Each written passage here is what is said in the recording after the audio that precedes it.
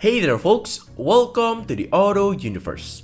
Now folks, if you have seen those videos or footage of the Mazda CX3 versus the Honda HRV crashing against the wall, both of those cars looks terrible after the crash. But that isn't going to be enough to determine which one is better, which is why we are going to give you the analysis of those crash tests. But before we jump into the analysis, make sure you hit that like and subscribe button.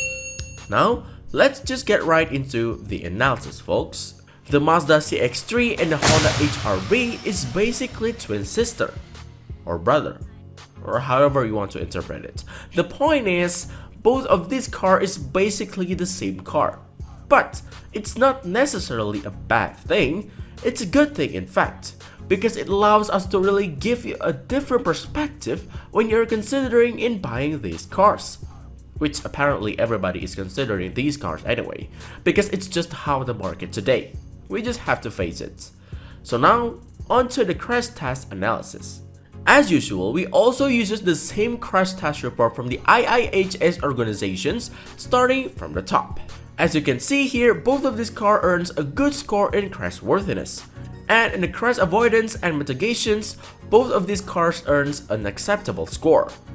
Which brings us to the conclusions.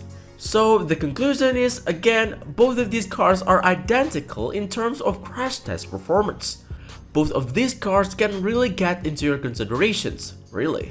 Perhaps you would like to compare it with the tech and features or the practicality of these vehicles. If you'd rather have a more better driving dynamics, better interior, better styling, but not necessarily the practicality, the Mazda CX3 is the car for you. Then, if practicality, reliability, and probably lower price tag is your concern, the Honda HRV is the best one for you. So there you have it folks, the Mazda CX3 versus the Honda HRV. If you have requests on any car that you want to see the comparison of, let me know by leaving a comment down below. See ya folks!